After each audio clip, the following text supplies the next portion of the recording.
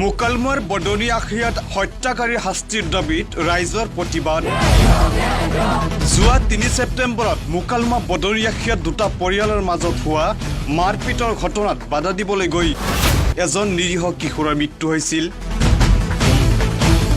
মৃত যুৱকজন হৈছে বদনিয়াখিয়া গাঁৱৰ বাবুল আলীৰ পুত্ৰ আবুল আলী। জানিব পৰা মতে বদনিয়াখিয়া গাঁৱৰ হজৰত আলীৰ পৰিয়াল আৰু মজাফৰ আলীৰ পৰিয়ালৰ মাজত মাৰপিটৰ ঘটনা সংঘটিত হৈছিল। দুয়ো পক্ষৰ মাজত হোৱা মাৰপিটৰ ঘটনাত বাধা দিয়াৰ উদ্দেশ্যে একেখন গাঁৱৰে বাবুল আলীৰ পুত্ৰ আবুল আলীয়ে চেষ্টা কৰিছিল। তেনে সময়তে চোকা অস্ত্ৰৰ আক্ৰমণত আবুল আলী গুৰুতৰভাৱে আহত হৈছিল। পৰৱৰ্তী সময়ত মৃত্যুক সাৱটি লয়।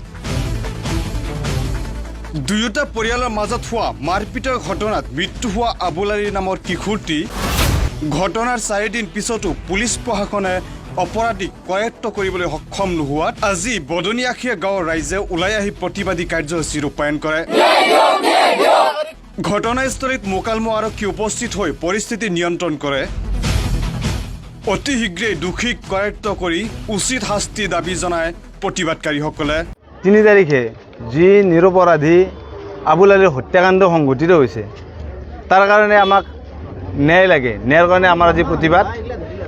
ঘটনাটো হৈছে কি, দুজন আমাৰ ওচৰৰে দুজন ল'ৰাই কাজিয়া কৰিছে আৰু হজৰত আলী আৰু মুক্তাৰ আলী দুয়োৰে মাজত কাজিয়া হৈছে।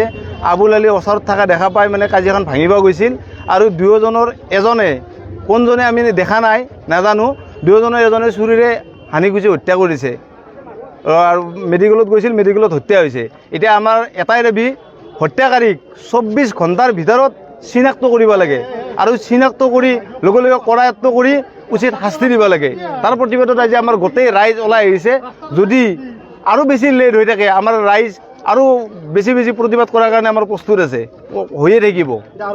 আমাক আৰক্ষীয়ে আমাক আশ্বাস দিছে যে তেওঁলোকে যিমান সোনকালে পালে 24 ঘণ্টাৰ ভিতৰত পাৰি যিমান সোনকালে পাৰি চেষ্টা কৰি আছে আৰু ভুক্তভোগীৰ পৰিয়ালক ন্যায় দিম বুলি কৈছে আৰু দোষীক আজিৰ ভিতৰতে পাৰিলে কৰায়ত্ব কৰি শাস্তি দিম বুলি কৈছে।